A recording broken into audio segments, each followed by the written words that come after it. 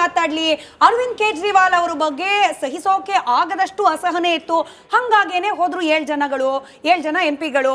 ಹಾಗೆ TMCಯಲ್ಲೂ ಕೂಡ, ಹಾಗೆ ಉದ್ದವ್ ಬಣದಲ್ಲೂ ಕೂಡ. ಅಂದ್ರೆ ನಿಮ್ಮ ಪಕ್ಷಗಳಲ್ಲಿರ್ತಕ್ಕಂಥ ಅಸಮಾಧಾನನೇ ಈಗ BJPಗೆ ಒಂದ್ ರೀತಿಯಲ್ಲಿ ಕೈಯಲ್ಲಿ ಶಸ್ತ್ರ ತಗೊಂಡೋಗಿ ಕೊಟ್ಟಂಗಾಗ್ತಾ ಇದೆ. ಅಲ್ಲ, ಅಸಮಾಧಾನ ಏನು 3-4 ವರ್ಷ ಆದ್ಮೇಲೆ ಬರ್ತದ? ನನಗದು ಗೊತ್ತಿಲ್ಲ. ಯಾಕಂದ್ರೆ ಅಸಮಾಧಾನ ಅಂದ್ರೆ ಇವ್ರು ಎಲೆಕ್ಟ್ ಆಗೋಕ್ ಮುಂಚೆ ಜ್ಞಾನ ಇರಬೇಕಿತ್ತು. ಯಾಕಂತ ಹೇಳಿದ್ರೆ ಇವತ್ತು ಅರವಿಂದ್ ಕೇಜ್ರಿವಾಲ್ ಒಂದು ಡಿಸಿಪ್ಲಿನ್ ಮ್ಯಾನರ್ ಅಲ್ಲಿ ಅವ್ರನ್ನ ಯಾವಾಗ ಕೇಂದ್ರ ಸರ್ಕಾರ ಇಲ್ಲ ಸಲ್ಲದ ಕೇಸ್ಗಳನ್ನ ಹಾಕಿ ಜೈಲ್ಗೆ ಹಾಕಿತ್ತು, ನಿಮಗೆ ಏನು ಜನಾದೇಶ ಇಲ್ದಂಗೆ ಯಾವುದೇ ಫ್ಯಾಮಿಲಿ ಬ್ಯಾಕ್ಗ್ರೌಂಡ್ ಇಲ್ಲದೆ ಇರೋ ಜನಗಳು ನಿಮ್ಮನ್ನ ತಗೊಂಡ್ ಬಂದು ರಾಜ್ಯಸಭೆ ಕೂರ್ಸಿದ್ರಲ್ಲ, ನಿಮಗೆ ಬುದ್ಧಿ ಇದೆ, ನೀವು ಈ ದೇಶದ ವಿಚಾರವನ್ನ ಮಾತಾಡ್ತೀರಾ ಅಂತೇಳಿ ಅವಕಾಶ ಕೊಟ್ರಲ್ಲ, ಅದಕ್ಕೆ ನೀವು ಮಾಡಿದ್ದೇನು?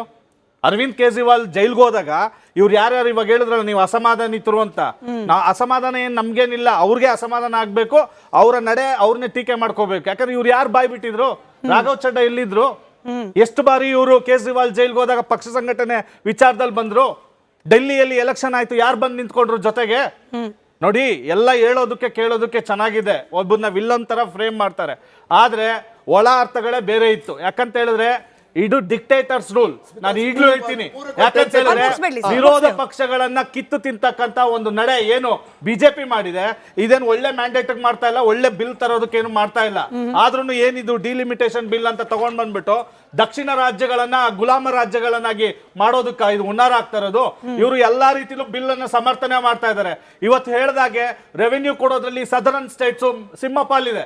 ನಾವಿವತ್ತು ಒಂದು ಪ್ರಾದೇಶಿಕ ಅಸಮತೋಲನ ಆದರೆ, ಸೀಟ್ಗಳು ಏನಾದ್ರು ವ್ಯತಿರಿಕ್ತ ಆದಾಗ ಅಲ್ಲಿ ಉತ್ತರ ಭಾರತದ ನಿರ್ಣಯಗಳನ್ನ ನಾವು ಒಪ್ಕೋಬೇಕಾಗ್ತದೆ ದಕ್ಷಿಣದವರು. ನಾವು ಇಲ್ಲಿ ಈಗಾಗಲೇ ಅವ್ರಿಗೆ ಪೋಷಣೆ ಮಾಡ್ಕೊಂಡು ನಮ್ಮಲ್ಲಿ ಇರತಕ್ಕಂಥ ಸಂಪತ್ತುಗಳನ್ನ ಟ್ಯಾಕ್ಸ್ ಇದೆಲ್ಲ ಪ್ರಾಂಪ್ಟ್ ಆಗಿ ಕಟ್ಟಿ ಆ ರಾಷ್ಟ್ರಗಳು ಏನ್ ಮಾಡ್ತಾ ಇದ್ದಾರೆ, ಆ ರಾಜ್ಯಗಳು ಏನ್ ಮಾಡ್ತಾ ಇದಾರೆ ಇವತ್ತು? ಅವ್ರು ಏನಾದ್ರು ಅಲ್ಲಿ ಡೆವಲಪ್ಮೆಂಟ್ ತಂದಿದಾರ? ಅದು ಇಲ್ಲ. ಸತೀಶ್ ಸರ್, ಕ್ಷೇತ್ರ ಪುನರ್ ವಿಂಗಡಣೆ ಅನ್ನೋದು ನಾನು ಮತ್ತೆ ಕೇಳ್ತಾ ಇದ್ದೀನಿ. 53 ವರ್ಷಗಳಾಗಿ ಹೋಗಿದೆ, ಆಗಿ ಜನರ ಪ್ರತಿನಿಧಿಗಳೇ ರಾಜಕಾರಣಿಗಳು ಅಂತಾದಾಗ ಇಲ್ಲ ಪ್ರಶ್ನೆ ಕೇಳಿಸ್ಕೊಂಡ್ಬಿಡಿ. ಜನಸಂಖ್ಯೆ 3 ಆಗ್ಬಿಟ್ಟಿದೆ ಸರ್. 1970ರ ದಶಕದಲ್ಲಿನ ಆಧಾರದ ಮೇಲೆ ನೋಡೋದಾದ್ರೆ ಇವಾಗ ಹತ್ತತ್ರ 3 ಆಗಿದೆ. ರೆಪ್ರೆಸೆಂಟೇಷನ್ ಎಲ್ಲಿದೆ? ಹಿಂಗಾಗಿ ಸಂಸತ್ ಸದಸ್ಯರ ಸಂಖ್ಯೆ ಹೆಚ್ಚು ಮಾಡಲೇಬೇಕಾದ ಅನಿವಾರ್ಯತೆ ಇದೆ. ಹಿಂಗಲ್ಲ ಅಂದ್ರೆ ಹಿಂಗೆ ಅಂತ ಚರ್ಚೆ ಮಾಡಬೇಕು ಅಂತಂದ್ರೆ ಇರೋರಾದ್ರೂ ಎಂಪಿಗಳು ವಿರೋಧ ಪಕ್ಷದವರು ಹೋಗಿ ಕುತ್ಕೋಬೇಕು, ಡಿಬೇಟ್ ಮಾಡಬೇಕು. ನಿಮ್ ಪಕ್ಷದವರಂತೂ ಜಂತರ್ ಮಂತರ್ ಬಿಟ್ಟು ಯಾವತ್ ಪಾರ್ಲಿಮೆಂಟ್ ಕಡೆಗೆ ಹೋಗ್ತಾರೆ ಗೊತ್ತಿಲ್ಲ. ಮಾರ್ಚ್ ಮಾಡ್ಕೊಂಡಲ್ಲ ಸರ್, ಡಿಬೇಟ್ ಮಾಡ್ಲಿಕ್ಕೆ ಅವ್ರ ಸಮಯ ಅದಾದ್ಮೇಲೆ ನೀವು ಮಾತಾಡಿರಂತೆ ಸರ್. ಸತೀಶ್ ಅವ್ರು ಅಲ್ಲಿ ನೋಡಿ, ಇವಾಗ ಇನ್ನೂ ಆ ವಿಚಾರ ಕಾವೇರಿಲ್ಲ. ಯಾಕಂದ್ರೆ ನನಗೆ ಇನ್ನೂ ಗೊತ್ತಿಲ್ಲ ಇದು ಟೇಬಲ್ಗೆ ಅವರು ನೋಟಿಸ್ ಮಾಡ್ಕೊಂಡಿದ್ದಾರೋ ಇಲ್ವೋ ಅದು ಗೊತ್ತಿಲ್ಲ. ಆದ್ರೆ ಒಂದು ಬಹುಮತ ಇಲ್ಲದೆ ಇರೋದ್ರಿಂದ, ಯಾಕಂದ್ರೆ 352 2/3 ಮೆಜಾರಿಟಿ ಏನು 352 ಸೀಟ್ ಬೇಕು, ಅದನ್ನ ಗಳಿಸ್ಕೊಳ್ಳಲ್ಲಿ ಅದು ವಿಫಲ ಆಗಿ ಬಿಲ್ ಬಿದ್ದಿದೆ. ಎನ್ಸಿಪಿ ಇನ್ ಕೇಸ್ ಏನಾದ್ರೂ ಅವರಿಗೆ ಬೆಂಬಲ ಸೈಲೆಂಟ್ ಆಗಿ ಉಳಿದು ಬಿಡ್ತು ಅಂತಂದ್ರೆ ಈಸಿ ಪಾಸ್ ಆಗುವಂತ ವಿಚಾರ ಅಲ್ಲ. ನನಗೆ ಗೊತ್ತಿರೋ ಹಾಗೆ ದಕ್ಷಿಣದ ರಾಜ್ಯಗಳು ಒಪ್ಕೊಳ್ಳೋ ಅಂತ ಸ್ಥಿತಿಲಿಲ್ಲ. ಯಾಕಂದ್ರೆ DMK ಇವತ್ತು ಕಾಂಗ್ರೆಸ್ ಮೇಲೆ ಅಸಮಾಧಾನ ಇರ್ಬೋದು, ಆದರೆ ಯಾವಾಗ ಈ ಒಂದು ಲಿಮಿಟೇಷನ್ ಬಿಲ್ ಏಪ್ರಿಲ್ ಅಲ್ಲಿ ಸಂಸತ್ನಲ್ಲಿ ಮಂಡನೆ ಆಯ್ತು, ಆ ಟೈಮಲ್ಲಿ ಅತ್ಯಂತ ಉಗ್ರವಾಗಿ ದಕ್ಷಿಣ ಭಾರತದಲ್ಲಿ ಖಂಡನೆ ಮಾಡಿದ್ದ ಕೆಲಸವನ್ನ ಮಾಡ್ತಕ್ಕಂಥವ್ರು DMK ಸ್ಟಾಲಿನ್ ಅವರು. ಇವತ್ತು ಯಾವುದೋ ಕಾಂಗ್ರೆಸ್ ಮೇಲೆ ಅಸಮಾಧಾನಕ್ಕೆ ವೀಕ್ಷಕರಿಗೆ ಸರಿಯಾದ ಮಾಹಿತಿ ಹೋಗ್ಲಿ. ಹೌದು, ವಿರೋಧ ಮಾಡಿದ ಸ್ಟಾಲಿನ್ ಅವರು ಸೈಲೆಂಟ್ ಆಗಿದ್ದಾರೆ. ವಿರೋಧ ಮಾಡ್ತಿರೋದು ಯಾರು? ಈಗ ತಮಿಳುನಾಡು CM ವಿಜಯ್ ಅವರು TVK ಪಕ್ಷದ ಸಂಸದರೇ ಇಲ್ಲ. ಇಟ್ ಡಸಂಟ್ ಮ್ಯಾಟರ್, ಅವರು ವಿರೋಧ ಮಾಡಿದ್ರು ಅಷ್ಟೇ, ಮಾಡಿದ್ರು ಅಷ್ಟೇ. ಎನಿವೆ, ಅಭಿಷೇಕ್ ಅಂತ ಹೇಳಿ ನಮ್ಮ ಜೊತೆ ದೂರವಾಣಿ ಸಂಪರ್ಕದಲ್ಲಿ ನಮ್ಮ ವೀಕ್ಷಕರಿದ್ದಾರೆ. ಅಭಿಷೇಕ್ ಸರ್, ನಮಸ್ಕಾರ. ನಮಸ್ತೆ ಮೇಡಮ್. ಹೇಳಿ ಸರ್. ಮೇಡಮ್, ಈಗ ಮಾತಾಡ್ತಿರೋದು, ಈಗ ನೀವು ಆಕ್ಚುಲಿ ನಾನು ಹೇಳ್ಬೇಕು ಅಂತಿರೋದು ನೀವೇ ಹೇಳಿದ್ರಿ. ಸೊ ಏನು ಅಂತಂದ್ರೆ ಡಿಲಿಮಿಟೇಷನ್ ಆದ್ರೆ ಯಾರಿಗ್ ಪ್ರಾಬ್ಲಮ್ ಆಗುತ್ತೆ ಅಂತ ಇವ್ರು ಹೇಳ್ತಿದ್ದಾರೆ. ನಾರ್ತ್ ಅವ್ರು ಬರ್ತಾರೆ, ಸೌತ್ ಅವ್ರು ಬರ್ತಾರೆ ಅಂತಂದ್ರೆ ವಿ ಆರ್ ಇಂಡಿಯನ್ಸ್ ಮೇಡಮ್, ಅಲ್ವಾ? ಈಗ ನಾರ್ತ್ ಇಂದ ಸೌತ್ ಇಂದ ಇವಾಗ ನಾರ್ತ್ ಸೌತ್ ಅಂತ ಏನಕ್ಕೆ ಡಿವೈಡ್ ಮಾಡ್ತಾ ಇದಾರೆ ಇವರು? ಇಲ್ಲ ಸರ್, ಅಂದ್ರೆ ದಕ್ಷಿಣದ ರಾಜ್ಯಗಳ ಸಂಸದರ ಸಂಖ್ಯೆ ಜಾಸ್ತಿ ಇದ್ರೆ ದಕ್ಷಿಣಕ್ಕೆ ಸಿಗಬೇಕಾದ ಆದ್ಯತೆ ಮಾನ್ಯತೆ ಹೆಚ್ಚು ಸಿಗತ್ತೆ ಅನ್ನೋದು ಒಂದು ವಾದ. ಹೌದು ಮೇಡಮ್, ನಾನೀಗ ಅದನ್ನೇ ಹೇಳ್ತಿರೋದು. ದಕ್ಷಿಣಕ್ಕೆ ಏನ್ ಸಿಗ್ಬೇಕಾಗಿದೆ? ಇವಾಗ ಏನ್ ಇನ್ಫ್ರಾಸ್ಟ್ರಕ್ಚರ್ ಬರ್ತಿಲ್ವಾ? ಇವಾಗ ಏನ್ ಬರ್ತಿಲ್ವಾ? ಓಕೆ, ಸರ್ ಈ ಪ್ರಶ್ನೆಗೆ ರಘುದೊಡ್ಡೇರಿ ಅವರು ಉತ್ತರ ಕೊಡ್ಲಿ. ಅರ್ಥ ಆಯ್ತು ಸರ್, ನಿಮ್ಮ ಪಾಯಿಂಟ್ ನಮ್ಗೆ ಅರ್ಥ ಆಯ್ತು. ಥ್ಯಾಂಕ್ ಯು ಸೋ ಮಚ್ ಕರೆ ಮಾಡಿ. ಮೊದಲನೇದಾಗಿ ನಮ್ಮ ಮಿತ್ರರು ಮಾತಾಡೋದಕ್ಕೆ ಪೂರಕವಾದಂತ ಒಂದು ಉತ್ತರವನ್ನು ಕೊಡ್ತೇನೆ. ಏನು ಈಗ ಬಿಜೆಪಿ ಹೇಳ್ತಾ ಇದೆಯಲ್ಲ, ತಮ್ಮೆಲ್ಲರೂ ಬಂದಿದ್ದಾರೆ ಅಂತ ಹೇಳಿ, ಇವ್ರು ಯಾರು ಬಂದಿರೋರಲ್ಲ. ಕೇವಲ 2 ತಿಂಗಳ ಹಿಂದೆ ಇದೇ ಸಂಸತ್ತಿನಲ್ಲಿ ಇದೇ ಸಂಸದರು ಬಿಜೆಪಿ ಚೀಮಾರಿ ಹಾಕಿದ್ರು. ಆ ಚೀಮಾರಿ ಹಾಕಿದ್ದನ್ನ 2 ತಿಂಗಳಲ್ಲಿ ಇವತ್ತರ ಬಂದ್ಬಿಟ್ಟವ್ರೆ ಅಂತಂದ್ರೆ ಅದನ್ನ ರಾಜ್ಯದ ಜನ, ದೇಶದ ಜನ ನೋಡ್ತಾರೆ. ಓಕೆ, ಅವ್ರನ್ನ ಯಾಕೆ ಇಡಿ, ಐಟಿ ಇಕ್ಕಳ ಮತ್ತೆ ಸಿಬಿಐ ಇಕ್ಕಳದಲ್ಲಿ ಸಿಲುಕಿಸಿ ಹೇಗಾದ್ರೂ ಮಾಡಿ ಒಂದು ಚುನಾವಣಾ ಆಟವನ್ನು ಆಡ್ಬೇಕು ಅಂತ ಹೇಳಿ ಒಂದು ಪ್ರಯತ್ನವನ್ನು ಏನ್ ಮಾಡ್ತಾ ಇದ್ರೆ 1000% ಬರ್ದಿಟ್ಕೊಳ್ಳಿ ಸ್ಮಿತಾ. ನಾನು ಹೇಳ್ತಾ ಇದ್ದೀನಿ, ಇವತ್ತು ಈ ಬಿಲ್ ಫೇಲ್ ಆಗುತ್ತೆ. ಯಾಕೆ ಅಂತಂದ್ರೆ ದೇಶವನ್ನ ರಕ್ಷಣೆ ಮಾಡ್ತಕ್ಕಂತ ದೇಶದ ರಕ್ಷಣೆ ಮಾಡ್ತಕ್ಕಂತ ಕೆಲವರು ಬೆಕ್ಕುಗಳಿದಾವೆ, ಕಳ್ಳು ಬೆಕ್ಕುಗಳು, ಅವನ್ನ ಹೊಡೆದಾಕುವಂತ ಕೆಲಸ ದೇಶದಲ್ಲಿ ಸೀಕ್ರೆಟ್ ಜನಗಳು ಮಾಡ್ತಾ ಇದ್ದಾರೆ. ದೇಶ ಭಕ್ತರಿದ್ದಾರೆ, ಕಳ್ಭಕ್ತರಲ್ಲ ಬಿಜೆಪಿ ಅವರು, ದೇಶ ಭಕ್ತಿದ್ದಾರೆ, ಅವ್ರು ಸೇವ್ ಮಾಡ್ತಾರೆ. ಇನ್ನು ನಮ್ಮ ಮಿತ್ರ ವಿಚಾರವಾಗಿ ಮಾತಾಡ ಹೇಳ್ತೀನಿ, ನಾನು ಉತ್ತರ ಕೊಡ್ತೀನಿ. ಓಕೆ ಸರಿ, ಕೇಳಿಸ್ಕೊಳ್ಳಿ ಪ್ಲೀಸ್. ನೋಡಿ, ನಮ್ಮ ಮಿತ್ರರು ಒಂದು ಪ್ರಶ್ನೆ ಕೇಳಿದ್ರು, ಇಡೀ ದೇಶ ಒಂದೇ ಅಂತ. ಹೌದು, ಇಡೀ ದೇಶ ಒಂದೇ ಅಂತ ಹೇಳಿ ದಕ್ಷಿಣ ಭಾರತ, ಬೆಂಗಳೂರು ಒಳಗೊಂಡಂತೆ ಇಡೀ ದೇಶವನ್ನ ಸಾಕಿದ್ದೇವೆ ಅಂತ ಇಡೀ ದೇಶದ ಎಲ್ಲಾ ಜನರನ್ನ ಬೆಂಗಳೂರಿನಲ್ಲಿ ಬಂದು ನಾವು ಉದ್ಯೋಗನ ಕೊಟ್ಟಿದ್ದೇವೆ, ಆಹಾರ ಕೊಟ್ಟಿದ್ದೇವೆ, ನೀರನ್ನ ಕೊಟ್ಟಿದ್ದೇವೆ, ಜನಗಳ ನಮ್ಮ ರೈತರ ಜಮೀನನ್ನ ಕೊಟ್ಟು ಇಲ್ಲಿ ಅಪಾರ್ಟ್ಮೆಂಟ್ಗಳು, ಮನೆಗಳನ್ನು ಮಾಡಿದ್ದೇವೆ. ಅಂದ್ರೆ ನಾವೆಲ್ಲ ಭಾರತೀಯರು ಅನ್ನೋ ಒಂದು ಆತ್ಮವಿಶ್ವಾಸದಿಂದ ನಾವೆಲ್ಲ ಒಕ್ಕೂಟ ವ್ಯವಸ್ಥೆ, ನಾವೆಲ್ಲ ಒಂದು ಅಂತ ಹೇಳಿ. ಓಕೆ, ಈ ಒಕ್ಕೂಟ ವ್ಯವಸ್ಥೆಯಲ್ಲಿ ನಾವೊಂದು ಸ್ಯಾಕ್ರಿಫೈಸ್ ಅನ್ನು ಮಾಡಿ ನಮ್ಮ ಮಕ್ಕಳ ಜನಸಂಖ್ಯೆಯನ್ನು ಕಡಿಮೆ ಮಾಡಿ ಈ ದೇಶದ ಅಭಿವೃದ್ಧಿಗೆ ಒಂದು ಪೂರಕವಾದಂತಹ ಒಂದು ಕಾಂಟ್ರಿಬ್ಯೂಷನ್ ಮಾಡಿರೋರಿಗೆ ನಮ್ಗೆ ಅನ್ಯಾಯ ಮಾಡಬೇಡಿ ಅಂತ ಕೇಳ್ತಾ ಇದೀವಿ. ಡಿಲಿಮಿಟೇಷನ್ ಬಗ್ಗೆ ನಮ್ಗೆ ಇದರ ಕ್ವಶನ್ ಇಲ್ಲ.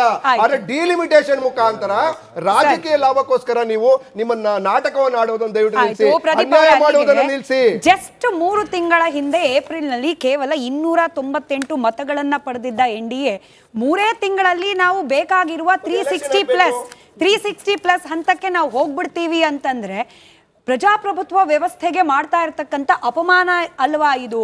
ಪ್ರಜೆಗಳು ಯಾವ ಪಕ್ಷದ ಪ್ರತಿನಿಧಿಗೆ ವೋಟ್ ಕೊಟ್ಟಿದ್ರು ಆ ಪಕ್ಷದಿಂದನೇ ಹೈಜಾಕ್ ಮಾಡಿ ನಮ್ಮ ಸಂಖ್ಯಾಬಲವನ್ನ ಹೆಚ್ಚು ಮಾಡ್ಕೊಳ್ತೀವಿ ಅನ್ನೋ ಪ್ರಯತ್ನ ಇದೆಯಲ್ಲ, ಇಡೀ ಚುನಾವಣಾ ಪ್ರಕ್ರಿಯೆಗೆ ಮಾಡ್ತಾ ಇರುವ ಅಪಮಾನ ಅಲ್ವಾ ಇದು ಅಂತ ಹೇಳಿ.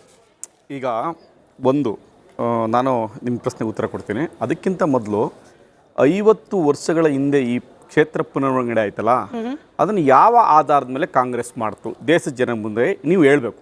ನೀವು ಇಂಥ ಆಧಾರದ ಮೇಲೆ ಮಾಡ್ತೀವಿ ಆಯ್ತು. ಅವತ್ತು ಜನಸಂಖ್ಯೆ ಇಷ್ಟು ಇರಲಿಲ್ಲಲ್ವಾ? ನೀವು ಹೇಳೋದ್ರ ಪ್ರಕಾರ ಇಷ್ಟು ಜನಸಂಖ್ಯೆ ಇರಲಿಲ್ಲಲ್ವಾ? ಅವತ್ತು ಯಾಕೆ ಈ ಉತ್ತರ ಪ್ರದೇಶಕ್ಕೆ 80 ಕೊಟ್ರಿ, ವೆಸ್ಟ್ ಬೆಂಗಾಲ್ಗೆ 42 ಕೊಟ್ರಿ, ಇದಕ್ಕೆ ಮಹಾರಾಷ್ಟ್ರಕ್ಕೆ 48 ಕೊಟ್ರಿ. ಪ್ರಪೋಸಿಷನ್ ಕೊಟ್ರೆ ಈಗೂ ನಿಮ್ಗೆ ಏನು ಅನ್ಯಾಯ ಮಾಡ್ತಾ ಇಲ್ಲ ಅವರು, ಈಗೂ ಅನ್ಯಾಯ ಮಾಡ್ತಿಲ್ಲ. ಈ ಜೆಡಿಎಸ್ ನವರು ಕನ್ನಡಿಗರು ನಿಮ್ಮನ್ನ ಮನೆ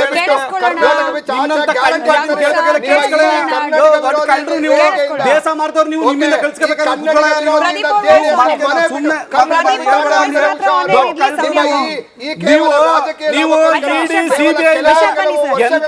ದುರ್ಬಳಕೆ ಮಾಡ್ಕೊಂಡಿದ್ರೆ ರಾಜ್ಯಪಾಲದಿಂದ ಕಾಂಗ್ರೆಸ್ ಅಂದ್ರೆ ದಗಾಕೋರು. ಕೇಳಿಸ್ಕೊಳ್ಳೋ ಯೋಗ್ಯತೆ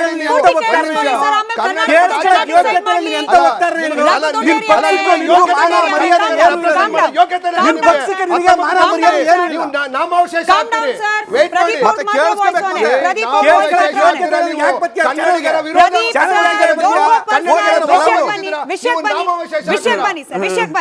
ನಾನು ಅದಕ್ಕೆ ಹೇಳಿದೆ, ಅವ್ರಿಗೆ ತಲೆ ಬುಡ ಏನು ಇಲ್ಲ.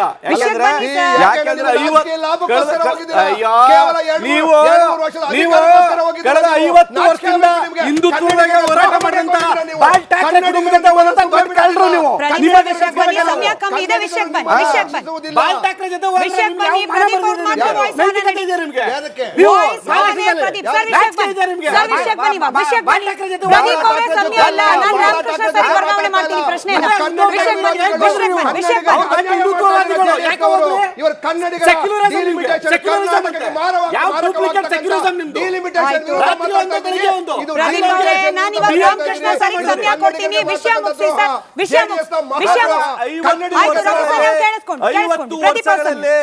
ಕಾಂಗ್ರೆಸ್ ಈ ದೇಶದಲ್ಲಿ ಏನೆಲ್ಲ ಮಾಡ್ಕೊಂಡ್ರೆ ಇವತ್ತು ವಿರೋಧ ಪಕ್ಷದಲ್ಲಿ ಕುತ್ಕೊಂಡು ಸುಳ್ಳು ಹೇಳ್ತಾ ಇದೆ, ಇವತ್ತು ನಾಟಕ ಮಾಡ್ತಾ ಇದೆ. ಇವತ್ತು ಅವ್ರು ಮಾಡ್ತಾ ಇರೋದು ಅದೇ ಮಾನದಂಡಗಳನ್ನ ಇಟ್ಕೊಂಡು, ಯಾವ ಮಾನದಂಡ ಇಟ್ಕೊಂಡು ಮಾಡಿದಾರೋ ಇವತ್ತು ಅದೇ ಮಾನದಂಡಗಳನ್ನ ಸರಿ. ಸಂವಿಧಾನದ ಕೆಳಗಡೆ ಮಾಡ್ತಾ ಇರೋದು, ಸರಿ. ಸಂವಿಧಾನದ ಆಕ್ಟ್ ಕೆಳಗಡೆ ಮಾಡ್ತಾ ಇರ್ತಕ್ಕಂಥದ್ದು. ಅಲ್ಲಿಗೆ ಚುನಾವಣೆ ರಾಮಕೃಷ್ಣ ಸರ್, ನನಗಿರೋದು ಒಂದೇ ನಿಮಿಷ ಸಮಯ. 89% ಜನಕ್ಕೆ ರಾಮಕೃಷ್ಣ ಸರ್ ಮಾತ್ರ voice on ಇದೆ. ರಾಮಕೃಷ್ಣ ಸರ್ voice ಮಾತ್ರ on air ಇದೆ. ಸರ್, ನಮ್ಮ ವೀಕ್ಷಕರ ಪೈಕಿ 89% ಜನಕ್ಕೆ ಅನಿಸ್ತಾ ಇದೆ ಈ ಬಾರಿಯ ಕಲಾಪದಲ್ಲಿ ಕ್ಷೇತ್ರ ವಿಂಗಡಣೆಯ ಮರು ವಿಂಗಡಣೆಯ ಬಿಲ್ ಪಾಸ್ ಆಗಬೇಕು ಅಂತ ಹೇಳಿ 89% ಜನಕ್ಕೆ ಅನಿಸ್ತಾ ಇದೆ. ಬಟ್ ಸ್ಟಿಲ್ ಯಾವ ರಾಜ್ಯಗಳಿಗೂ ಕೂಡ ಅನ್ಯಾಯ ಆಗದೇ ಇರೋ ರೀತಿಯಲ್ಲಿ ಡಿಲಿಮಿಟೇಷನ್ ಮಾಡ್ಲಿಕ್ಕೆ ಪಾಸಿಬಲ್ ವೇ ಏನಿದೆ? Quickly sir. ಅಲ್ಲ, ನಾನು ಆಗಲೇ ಹೇಳ್ದಂಗೆ ಬೇರೆ ಬೇರೆ ಫಾರ್ಮುಲಾಗಳನ್ನ ಕನ್ಸಿಡರ್ ಮಾಡಬೇಕು ಸೆಂಟ್ರಲ್ ಗೌರ್ಮೆಂಟ್. ನಾವು ಈಗ ಕಳೆದ ಇದರಲ್ಲಿ ಹೇಳಿದ್ರು 50% ಎಲ್ಲ ಸ್ಟೇಟಿಗೆ ಕೊಡ್ತೀವಿ ಅಂತ ಹೇಳಿ. ಅದರಲ್ಲಿ ಕೂಡ ಲೂಪ್ ಹೋಲ್ಸ್ ಇದೆ ಅನ್ನೋದು ಈಗ ಗೊತ್ತಾಗಿದೆ ಡೆಫಿನೆಟ್ಲಿ. ಬಿಕಾಸ್ ಅದರಿಂದ ಸಮಾನತೆ ಬರೋದಿಲ್ಲ, ಆಮೇಲೆ southern states will continue to suffer ಅನ್ನೋದು ಗೊತ್ತಾಗಿರೋದ್ರಿಂದ they will have to find mechanism to find out. ಈಗ ಒಂದು ಸಲಹೆ ಇರತಕ್ಕಂಥದ್ದು ಎಕನಾಮಿಕ್ ಡೆವಲಪ್ಮೆಂಟು, GST ಕಾಂಟ್ರಿಬ್ಯೂಷನ್ನು, ಇದನ್ನು ತೊಗೊಂಡು ಒಂದು ವೆಯ್ಟೇಜ್ ಕೊಡಿ.